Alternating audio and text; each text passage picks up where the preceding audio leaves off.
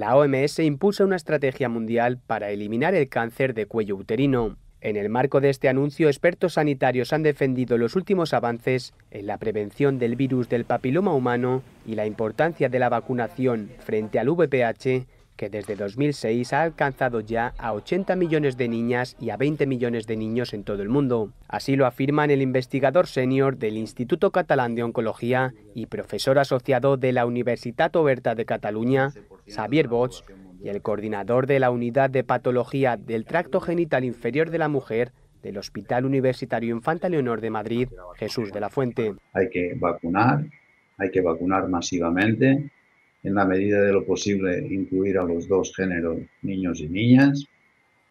Hay que combinarlo con el acceso a los cribados en las mujeres que no se vacunan en edades intermedias, y estas mujeres deberían tener acceso a un tratamiento adecuado. Estos tres pilares, vacunación, screening y tratamiento, son los ejes sobre los cuales va a pivotar la política internacional de la OMS. Es también una medida muy importante que la OMS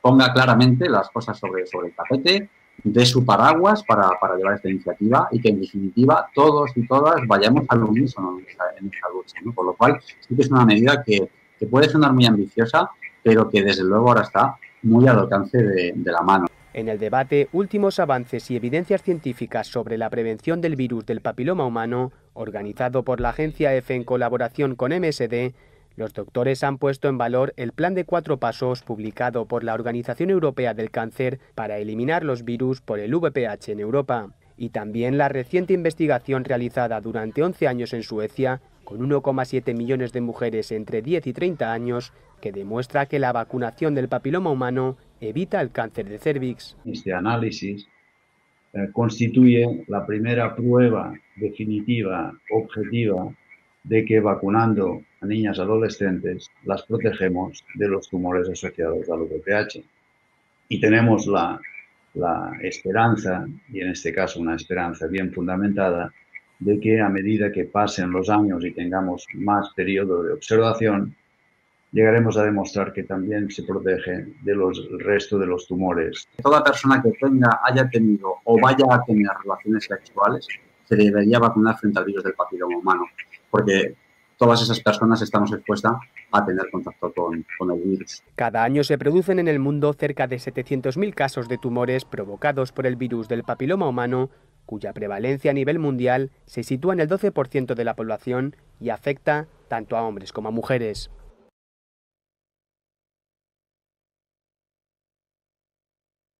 Desde el Sistema Nacional de Salud han reivindicado ante el Senado un refuerzo en la atención primaria, un nuevo modelo sociosanitario que otorga a la cronicidad un reconocimiento estructural propio y el empoderamiento de los pacientes crónicos que han visto limitado su acceso a la asistencia sanitaria a raíz de la crisis provocada por la COVID-19. La vicepresidenta del Senado, Cristina Narbona, ha mostrado el compromiso de esta institución durante el encuentro telemático organizado por la plataforma Cronicidad Horizonte 2025. El Senado va a jugar un papel muy importante en esta legislatura a través de la Comisión Mixta Congreso-Senado para el seguimiento de los acuerdos de la Comisión de Reconstrucción, en particular en lo que se refiere a los desafíos de la sanidad. En el webinar, los expertos han presentado un documento de consenso en el que se establecen las principales líneas que deben guiar la transformación del sistema de salud, como un impulso mayor a la coordinación asistencial y a las tecnologías de la comunicación, o una reorganización de los servicios hospitalarios con el fin de proporcionar una asistencia personalizada al paciente crónico. El coordinador del Grupo de Trabajo en Cronicidad de la Sociedad Española de Médicos Generales y de Familia, Francisco José Sáez, lo comenta. Desde la plataforma Cronicidad Horizonte 2025 queremos plantear un nuevo modelo sociosanitario que tenga un pivote específico sobre la atención primaria y comunitaria, que dé un valor importante a esta situación. Todo ello porque hay una serie de desafíos que tenemos que plantea la cronicidad, y no solamente en este momento de crisis en el que estamos, sino incluso pensando en lo que va a suceder. Estas recomendaciones propuestas por la plataforma se asientan en un estudio realizado por la Universidad Internacional de Cataluña que revela que los enfoques tradicionales para abordar la cronicidad han quedado obsoletos. Por ello, avanzar hacia la transformación de un nuevo modelo es vital para dar respuesta a la cronicidad en España, que afecta a 1 de cada 3 personas y al 75% de la población superior a los 65 años. Amigos y amigas, los fans de Pocophone estáis de enhorabuena. En pleno Black Friday y casi el último mes del año, parece que a los de Xiaomi Pocophone les quedaba una bala en la recámara. Un móvil en el que buscan combatir en precio sin hacer muchas concesiones. Hablamos del Poco M3. ¿Quieres saber más sobre este interesante terminal con un precio más que reducido? Pues por aquí te lo contamos. Hola, ¿qué tal, Sataqueres? Soy Fabio Rodríguez y para entrar en más detalles, el Poco M3 es un interesante teléfono de gama media de entrada con un interesante diseño. Parece que el equipo de Poco ha querido romper sus precedentes con algunos interesantes cambios. Uno de ellos, su trasera. Vemos un módulo en forma ficha de dominó para la triple cámara, pero dentro de un segundo módulo más grande. De este modo, la parte superior de la trasera está ocupada por este rectángulo negro que destaca como elemento y sobre un acabado aparentemente rugoso y antideslizante de policarbonato. De esta forma, la marca asegura que estará completamente recto y estable en una superficie plana, algo que estamos deseando ver en nuestro futuro análisis. El lector de huellas está en el lateral derecho, dejando en el otro lado los botones de volumen. Y ojo, porque integra mini jack de 3,5 milímetros, pero no va acompañando al USB tipo C que estamos acostumbrados a ver. En este caso lo han puesto en la parte de arriba del móvil. La cámara frontal ha optado por un agujero que queda justo en el centro de esta cámara. Y en cuanto a la pantalla, tiene unos marcos bastante reducidos, salvo en el caso del inferior, la habitual barbilla. Y hablando de la pantalla, y como vimos en el M2, el Poco M3 opta por una pantalla de 6,53 pulgadas con una resolución de Full HD+. Se coloca tras un cristal Gorilla Glass 3 y cuenta con la certificación TÜV Rheinland de reducción de luz azul. Se trata de una pantalla plana, nada de curvas en los lados de este panel, que además cuenta con un brillo máximo de 400 nits y un ratio de contraste de 1500 a 1. Nos llama la atención que a pesar de su coste reducido y sus características que andan dentro de la gama media, cuenta con una resolución por la que optan algunos gama alta. En el corazón de este Poco M3 vemos un procesador, el Qualcomm Snapdragon 662, construido en 11 nanómetros y con 8 núcleos. La memoria RAM es de 4 GB LPDDR4X y cuenta con dos modelos según el almacenamiento, 64 GB o bien 128, el cual puede ampliarse con una micro SD de hasta 512 GB. Para alimentar toda esta maquinaria, el Poco M3 cuenta con una batería de 6000 mAh, una de las más grandes que hemos visto a día de hoy. Además soporta carga rápida de 18 vatios y carga inversa, incluyéndose un cargador de 22,5 vatios en la caja.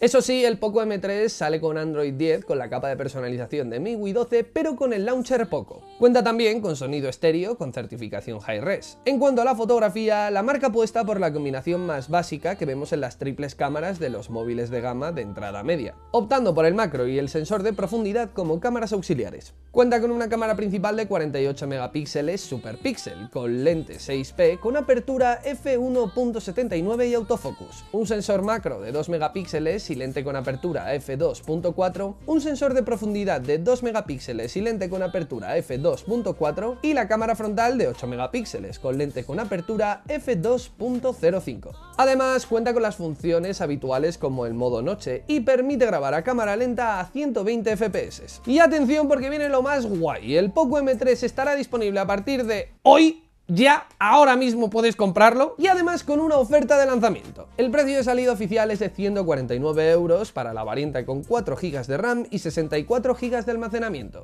y de 169 € para la de 4 GB de RAM y 128 GB de almacenamiento. Pero entre el viernes 27 y el lunes 30 de noviembre se podrán conseguir por 129 y 149 € respectivamente. En cuanto a los colores, el nuevo Poco M3 estará disponible en Cool Blue, Poco Yellow y Power Black. Se trata de un producto de venta online y lo podremos ver en la web de Xiaomi desde el 27 de noviembre, así como en comercios online habituales como Amazon, en PC Componentes y la página web de MediaMarkt a partir del 2 de diciembre. Y hasta aquí nuestro breve pero intenso recorrido por el nuevo Poco M3, un móvil que según sus características puede ser algo a tener en cuenta para los bolsillos más ajustados. El Ministerio de Agricultura, Pesca y Alimentación y los fabricantes españoles de productos fitosanitarios reclaman un análisis del impacto que las políticas europeas de sostenibilidad agraria tienen para el sector. Así lo ha expresado el secretario general de Agricultura y Alimentación del MAPA, Fernando Miranda, en un diálogo sobre agricultura y sostenibilidad.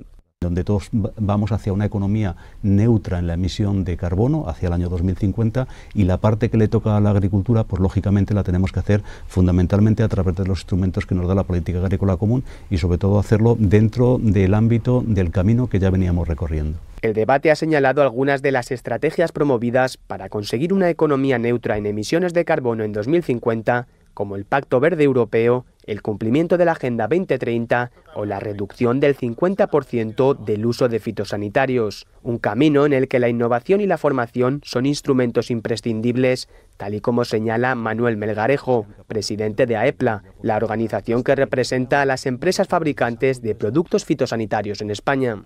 A lo mejor se han olvidado otros aspectos para nosotros muy importantes y muy relevantes, como es la innovación en la agricultura de precisión, el análisis de los datos, que deberían completar el análisis y el desarrollo de estas políticas europeas. La Patronal Europea de Fabricantes Fitosanitarios se comprometió en septiembre a invertir 14.000 millones de euros en 10 años para la innovación digital y el desarrollo de biosoluciones como alternativas a estos productos, un compromiso que requiere la acción conjunta de administraciones y cadena agroalimentaria para avanzar en sostenibilidad.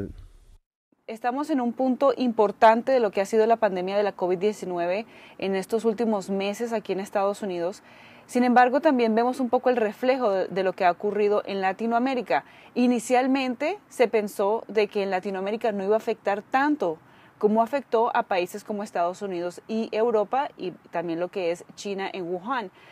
Sin embargo, se dio hace un par de meses ese pico en países como Brasil, como en Colombia, Perú, Ecuador. ¿Qué anticipa usted, según sus investigaciones? ¿Verá Latinoamérica otro pico de COVID en los próximos meses? Mire, recuerde que uno de los aspectos importantes que tenemos que destacar es que las Américas, y particularmente América Latina, se transformó hace pocos meses en uno de los epicentros más importantes de la pandemia. Los problemas que estamos viendo en casi todos los países, incluyendo Brasil, Colombia e incluso México, que se ha disparado enormemente y ha llegado ya al número de 1 millón de casos en un país que había proyectado un menor número de casos. Uno de los problemas fundamentales que se da es que las respuestas vinieron muy tarde en casi todos los países, excepto en aquellos que empezaron tempranamente, como Uruguay y Paraguay. Sin embargo, tenemos que considerar que algunas de las respuestas que ha habido en países como Brasil, en este momento hay una especie de disminución o contención importante de la pandemia.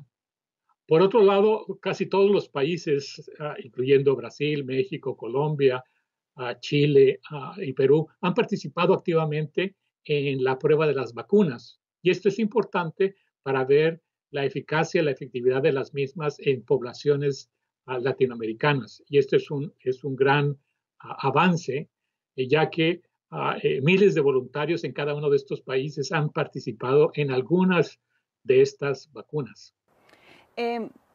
Sabemos, por ejemplo, como en el caso de Venezuela, que se le hizo un llamado a la población para que hiciera parte de lo que es los ensayos de la vacuna rusa.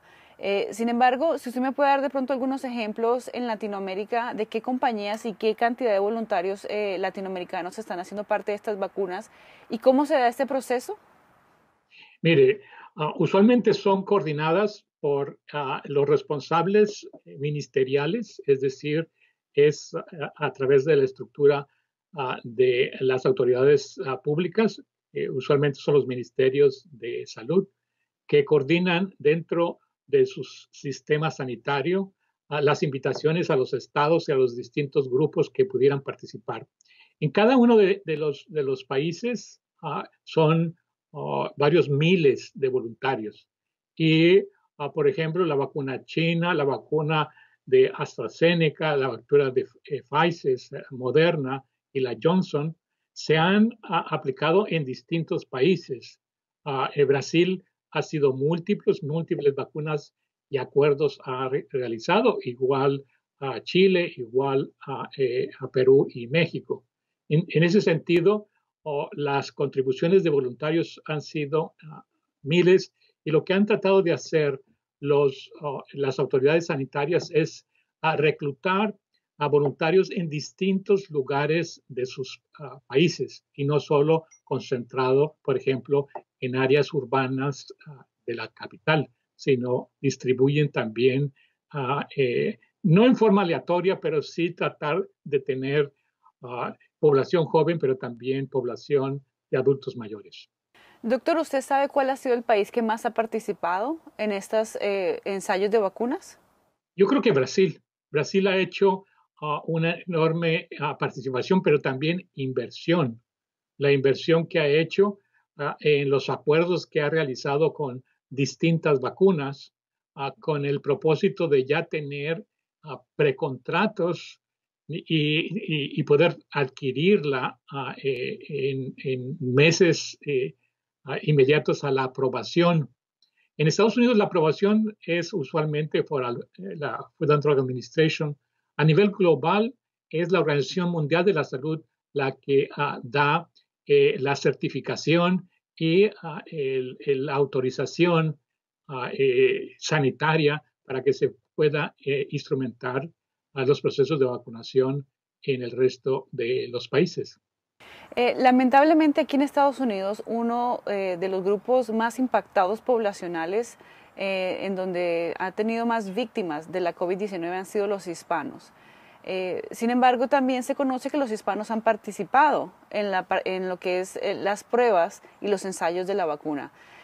Primero, ¿por qué los hispanos aquí en Estados Unidos de pronto tienen una tendencia a ser más afectados por este virus? Y segundo, ¿qué impacto ha tenido la participación de los hispanos en lo que son las pruebas y ensayos clínicos de la vacuna? Mire, la primera de sus preguntas es muy importante. La población latina, y tenemos que considerar esto como un elemento muy importante, es la minoría más importante de los Estados Unidos. Es mayor en número que los afroamericanos. Casi nadie ha visto que el porcentaje de la población latina o hispana en Estados Unidos es gigantesca.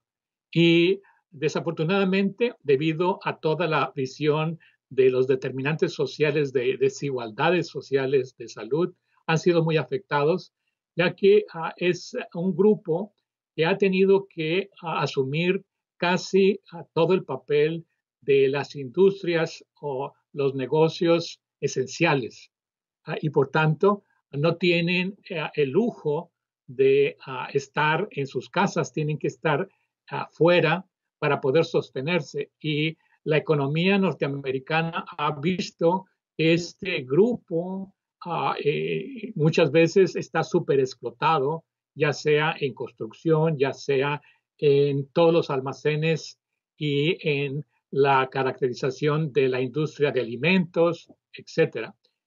Por otro lado, la población hispana, debido a su reducida capacidad de ingreso, vive en forma hacinada. Por tanto, un caso de hispano infectado no tiene el lujo de irse a un hotel a hacer la cuarentena. Regresa a su lugar de vivienda, en donde estará con 6, 8 otras personas, que generará entonces un proceso de transmisión muy alto. ¿Ustedes anticipaban que algo así iba a ocurrir y que iba a ocurrir tan rápido para personas como nosotros que no sabíamos? Y si este año le ha dejado lecciones a las instituciones de salud pública, a los hospitales, a los epidemiólogos, ¿qué han aprendido ustedes durante este año de pandemia? Mire, ha habido lecciones extraordinarias que son muy relevantes. Lo primero es que el mundo se ha unificado, el mundo científico, técnico e incluso académico, para poder confrontar esta increíble pandemia. Como usted puede recordar, la historia natural de COVID-19 se realizó en semanas. Solo para que vea la perspectiva de los cambios, la historia natural del SIDA requirió 7 años para poderla construir. Entonces vemos que la solidaridad del mundo científico y técnico ha sido extraordinario. No así el aspecto político y los líderes que han realizado algunas de las acciones más difíciles para la población. Es decir, por ejemplo, el CDC es una de las instituciones más reconocidas en el mundo y fue afectada por la administración. Lo primero que se realizó fue el recorte enorme de presupuesto y segundo, el destruir o eliminar el grupo de expertos de pandemias. El CDC tenía uno de los mejores grupos mundiales para el manejo de pandemias y fue destruido. Entonces usted podrá imaginarse que el elemento científico comenzó a tener menos importancia en algunos países como los Estados Unidos y fue muy difícil. Esta es una lección importante porque la estructura epidemiológica que existía era suficientemente robusta para poder responder si la decisión política y estratégica hubiera ocurrido en tiempos iniciales. Siempre las respuestas iniciales permiten una contención muy grande, como ocurrió en los países orientales o como ocurrió en Uruguay y Paraguay.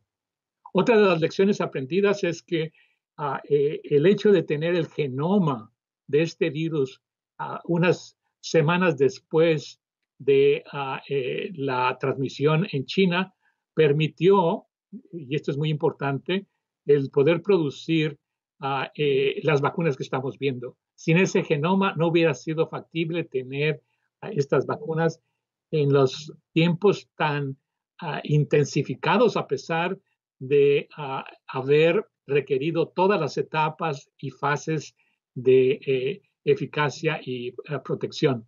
Precisamente sobre la vacuna, esa misma rapidez y agilidad puede preocupar un poco a algunos escépticos de las vacunas, personas que de pronto pueden decir, con esta rapidez, ¿qué tan eficiente va a ser la vacuna y la aplicación en la misma? Mi otra pregunta es, una vez la vacuna salga y sea disponible para el público general, ¿qué tan real es la idea de que vamos a regresar a una normalidad?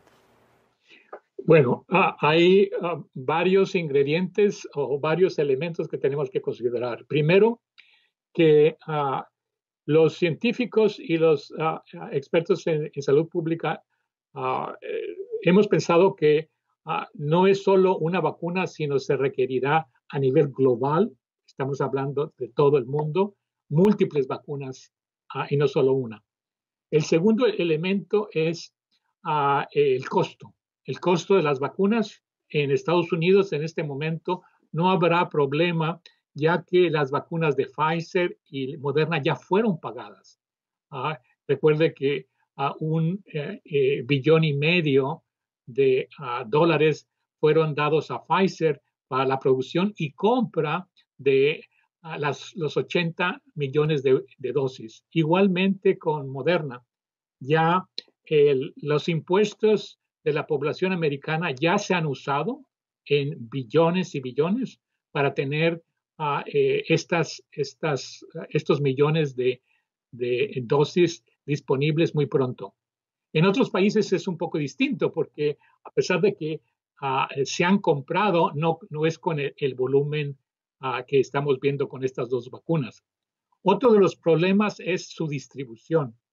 En las vacunas de Pfizer se requiere tener en el almacenamiento y transporte una temperatura de menos 70 grados Fahrenheit, que muchos países pueden tener gran dificultad porque esta es una vacuna que es muy lábil, es decir, que puede ser destruida fácilmente con el calor y igual con menor grado la de Moderna que requiere menos 20 grados. Las compañías están creando cajas especiales de hielo seco para que se mantenga esta temperatura, pero eso incrementa el costo. La distribución es un reto muy importante, particularmente para América Latina, aunque hay que recordar que América Latina es uno de los continentes, grupo de países que ha sido muy exitoso en las vacunas, por ejemplo, las redes de distribución que tienen casi todos los países para las enfermedades infantiles. En ese sentido, hay una gran capacidad de respuesta y el costo, se piensa, por ejemplo, la de AstraZeneca, Inglaterra ha indicado que solo costará $2.5 la dosis, y es una gran diferencia al costo de Pfizer de 20. De todas formas, quiero indicar que para América Latina existe un grupo que está facilitando a 28 países para que pueda adquirirse las vacunas en forma completa, es decir, que no es cada país, sino 28 países simultáneos. Esta es una iniciativa que generó la Comunidad Europea con la OMS y el país de Francia. Se llama COVAX. Y COVAX es esta estructura de alianza global estratégica entre compañías, el sector privado, países, la OMS, UNICEF, los bancos en América Latina, el Banco Interamericano, el BID, que tratan de que haya también una distribución equitativa, porque en nuestros países, en América Latina, uno de los retos va a ser la distribución equitativa de la vacuna. Y este es una gran preocupación que habrá, ya que se requerirá en su distribución generar los niveles de priorización, pero también la instrumentación de la vacunación es un gran reto para cualquier país. Muchas gracias, doctor, por sus minutos con La Voz de América. Al revés, gran placer.